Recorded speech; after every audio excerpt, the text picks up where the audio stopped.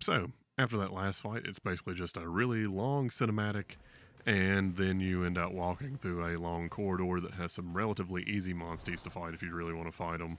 So, if you want to gain some last experience before the final boss of the first act, do so, because Magnamalo is no joke. The first time I went up against him, he actually beat me, and so I had to fight it. Now, granted, I lost footage of that fight, unfortunately, but I did have my backup save, so I was able to actually go back and get this one back. For some reason, Monster Hunter Stories is not getting along super well with my external hard drive, but that's a story for another day.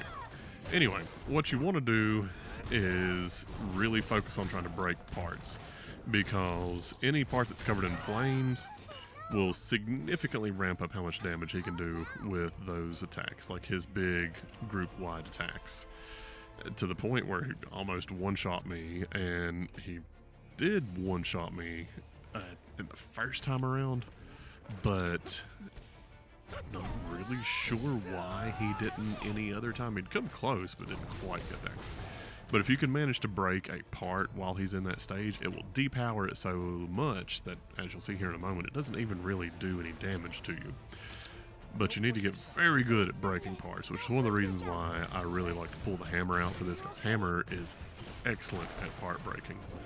I'm not sure which element to bring in with him. I didn't actually check in on that, but water seemed to be doing a good trick as well, which is one of the reasons why I switched to Ludroth, although speed will work against him for the most part, but technical is a good one to use against Magnamalo as well.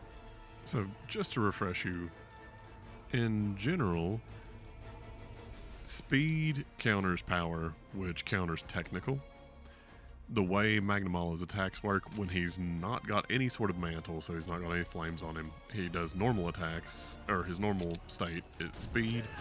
So you would need to use technical to counter those. When he first has the basic mantle, he uses power, and so you would need to actually use speed to counter the power. And then when he gets to his like nearly critical state where he's about to do a super attack, he actually will start doing technical attacks, and you can use power to counter those.